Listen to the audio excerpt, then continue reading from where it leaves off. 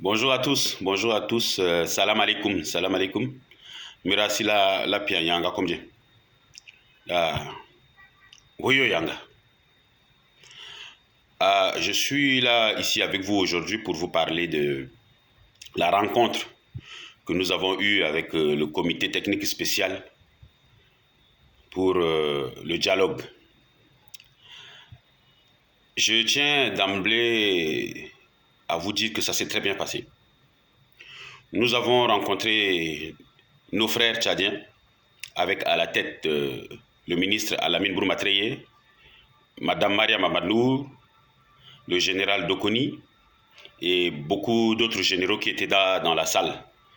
Donc ça a été fraternel, cordial et ça a aussi permis de crever l'abcès. Donc nous avons pu discuter de tout et de rien, comme on dit, mais nous avons parlé. Donc nous avons posé nos conditions préalables pour le dialogue. Nous avons parlé de la forme de l'État. Si tant bien on voudrait que le Tchad reste le Tchad, tel qu'on le connaît maintenant. Donc nous avons parlé entre autres parmi les conditions que nous avons proposées. Nous avons parlé, nous voudrons un État fédéral fort dans un premier temps, c'est-à-dire fédéral fort dans un premier temps, c'est-à-dire avec des gouverneurs élus, avec les pleins pouvoirs et aussi avec c'est-à-dire un budget. Nous voulons le démantèlement des ferriques et que ces ferriques-là ne soient viables que pendant qu'il y ait la transhumance, avec des couloirs de transhumance bien définis. Parce qu'il n'est plus question que des gens viennent pour installer des ferriques et après vont jusqu'à dire qu'ils veulent être devenus des chefs de village. Comme on a vu le cas à Koumra et tout ça là. Voilà. Nous avons demandé aussi, c'est une répartition des richesses équitable. Une répartition des richesses équitable. Surtout que la richesse, la plus grande partie de la richesse du Tchad vient du Sud. Nous avons parlé du problème de la justice. Nous avons parlé du problème de nos parents diplômés sans emploi, pendant qu'il y a des analphabètes. Donc nous avons mis sur la table tout ce qui est comme injustice que nous subissons, nous les sudistes au Tchad. Nous avons eu une oreille attentive. Les membres de cette délégation nous ont dit qu'ils nous comprenaient. Eux aussi nous ont parlé de leur mission, des choses à faire et tout. Donc nous nous sommes entendus. Mais tout va être, je pense que quand ils vont rentrer, ils vont soumettre ça. Et après, il y aura une vraie rencontre et tout ça. Donc une autre rencontre. Et on verra un peu ce que ça va donner. Mais bon, c'est toutes les idées des uns et des autres que nous avons mis en place pour le Tchad. Mais j'ai tenu à leur dire, et c'est dans le procès verbal, que cette table ronde, c'est la dernière chance pour le Tchad tel qu'on le connaît. Parce que si ça ne marche pas, tout le monde va se replier. Parce que là, c'est la dernière chance. Parce que tous les partenaires que nous avons nous disent, vous avez un dialogue, allez-y au dialogue. Si ce dialogue-là marche, tant mieux. Si ça ne marche pas, après, nous pourrions vous aider. Parce que nous savons, nous connaissons vos souffrances, nous connaissons ce qui se passe, nous connaissons. Mais comme il y a un dialogue, allez-y. Donc, ok, nous allons aller au dialogue parce que la politique de la chaise vide, ça n'arrange personne. Donc, voilà ce qui s'est passé. Ça s'est très bien passé dans une bonne humeur familiale, de cofraternité.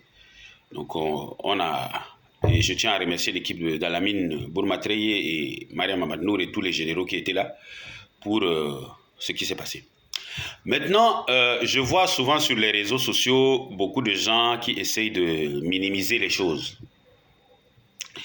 Parce que même parmi les nôtres, il y a des gens qui n'étaient pas d'accord, qui sont toujours pas d'accord que pourquoi on va aller à un dialogue avec la souffrance et tout ça. Comme je l'ai dit, la politique de la chaise vide, c'est pas bien.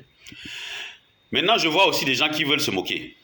Ils disent oui, moi je rigole beaucoup. Mais vous savez, Ronald Reagan, c'était un comédien, il faisait des westerns. Il tournait des westerns. Le président de l'Ukraine actuel, là, c'est un comédien. Le président de Madagascar, là, c'est un DJ. Ali Bongo Odiba, là, c'est un musicien. Kourouziza, c'était un prof d'EPS. Des exemples comme ça, il y en a. Alors, il ne faut pas croire que c'est parce qu'on rigole. Parce que moi, je suis la face visible du FPL. Mais est-ce que vous savez qui est derrière moi? Est-ce que vous savez qui est derrière moi? Vous ne le savez pas. Quand les transformateurs sont venus, vous avez rigolé. Aujourd'hui, vous les prenez. Il faut que les gens arrêtent de vouloir minimiser les gens, insulter les gens. Parce que vous ne savez pas. Ce n'est pas parce qu'on rigole. Aujourd'hui, nous sommes dans un autre monde. On est au 21e siècle. Les gens rigolent. Aux États-Unis, là, il y a ce qu'on appelle le gala annuel des chefs de l'État où le président est obligé de venir, que ce soit, c'est institué depuis 1934, le président est obligé de venir faire rire l'auditoire. Le président des États-Unis, l'homme le plus puissant du monde.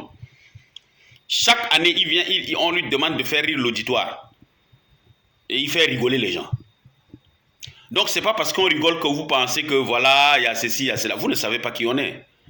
Est-ce que vous savez qui est derrière moi? Donc, je tenais à faire cette mise au point là pour parler un peu. Bon, je sais que on va continuer dans cette lancée. Entre-temps, nous aussi, on n'est pas dupes, hein, on n'est pas naïfs. Donc, on sait un peu. Et pour finir, je voudrais un peu raconter une histoire à certaines personnes. Vous savez, avant de mourir, Mobutu avait dit une phrase. Si j'avais écouté Agathe. Agathe, c'est la veuve d'Habyarimana, l'ancien président du Rwanda.